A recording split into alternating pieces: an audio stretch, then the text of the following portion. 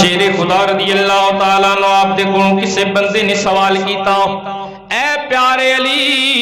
اتنا علم کیویں حاصل ہویا کہ تسی کائنات دے سارے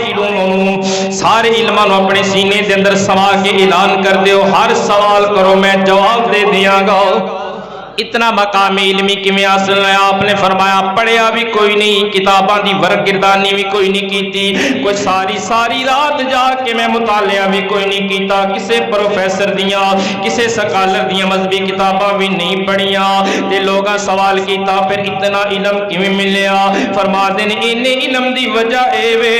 کہ جدوں میرے کریم نبی علیہ الصلوۃ والسلام دا آخری وقت سرکار دنیا تو پردہ فرما گئے، حضور دا وصال با کمال ہو گیا، میرے کریم نبی نو میں جدوں اپنے ہتھاں دے نال غسل دیتا، حضور دے مبارک جسم اطہر نو غسل دیتا ہے، آپ فرما دے نے جدوں غسل دے کے فارغ ہویا سرکار دیاں مبارک اکھیاں دے تھلے تھوڑا جیا پانی رہ گیا، حضور نو غسل دے کے فارغ ہوئے اکھیاں دے نیچے تھوڑا جیا پانی دے چند قطرات رہ گئے تے حضور دی ناف دے حلقے دے اندر بھی تھوڑا جیا پانی بچ گیا، میں اس پانی نو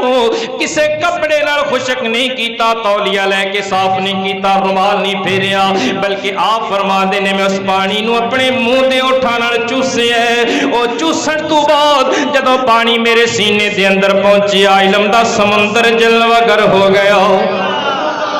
اس پانی دیاں برکتاں نے جڑا سرکار دی ناف مبارک چوں چوسیا، اس پانی دیاں برکتاں نے جڑا سرکار دے مبارک اکھیاں دے انہاں حلقیاں وچوں میں چوسیا ہے۔ دوستان عزیز ایو وجہ سی جدوں سرکار دو عالم علیہ السلام اس جہان فانی تو انتقال فرما گئے، 10 دن گزر گئے، ایک روایت دے اندر آندا ہے صحابہ کرام مسجد نبوی شریف دے اندر بیٹھے ہوئے نے، فراق یار دے زخم تازہ نے، سرکار مدینہ علیہ السلام دے غلام حضور دیاں گلاں پہ کر دینے نالے اتھرو جاری نے، اکھاں وچوں آنسواں دا سیلاب، وجہ کی یہ قسم خدا دی پناہ خدا دی تے اوکھے زخم جدائیاں، قسم خدا دی پناہ خدا دی تے اوکھے زخم جدائیاں، اگلے لوگ جدائیاں کولوں تے دیندے گئے نے دہائیاں۔ سرکار دو عالم علیہ السلام دے فراق دے زخم تازہ سن، 10 دن ہوئے، محبوب کائنات دنیا تو پردہ فرما گئے، صحابہ رو رہے نے، ایک اجنبی مسجد نبوی شریف دے دروازے تے آیا، انہیں دروازہ کھٹکھٹایا، صحابہ نے دروازہ کھول لیا، اندر آن کے سوال کر کے کہنے لگا السلام علیکم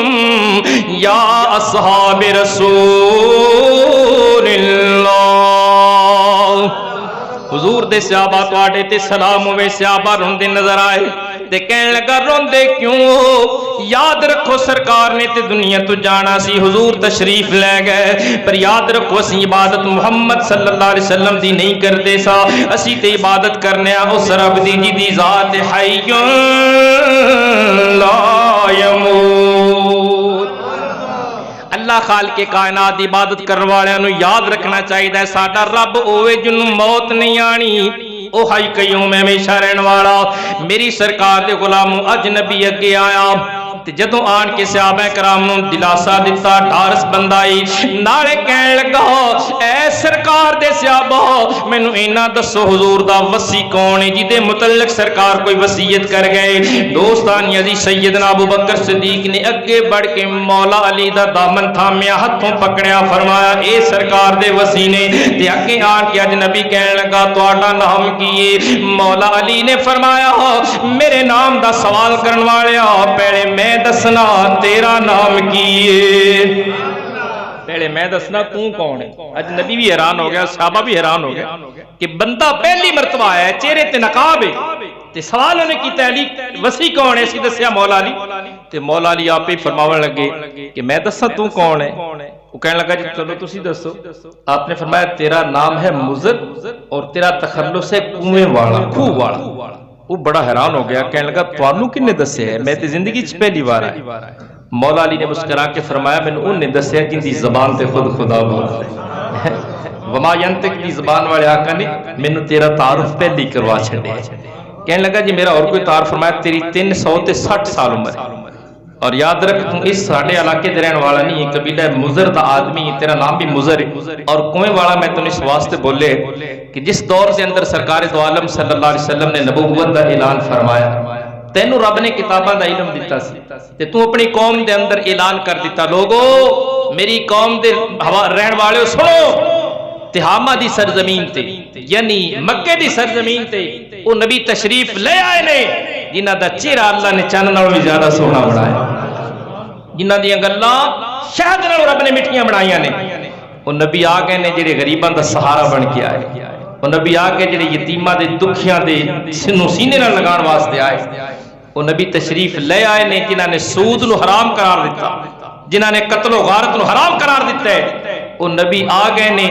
جڑا انہاں دے دامن نال وابستہ ہو جائے گا, اس جہان دے اندر بھی اس جہان دے اندر بھی کامیاب ہو گئے. عرض تہامہ تے وہ نبی آئے نے جس نبی نے دے غلام نمازہ پڑھنی, جس نبی دے غلام زکات دینی, جس نبی دے غلام حج بھی کرن گی, جس نبی دے کلمہ پڑھن والے اللہ دے محبوب بندے بن جان گے. وہ نبی تشریف لے آئے نے. اس واسطے میں اعلان کرنا میری قوم اس نبی دے دامن کرم نال وابستہ ہو جاؤ ورنہ ناکامی تہاڈا مقدر بن جائے, کیونکہ وہ عیسائیت دے منن والے سن, یہ یہودیت دے پیروکار.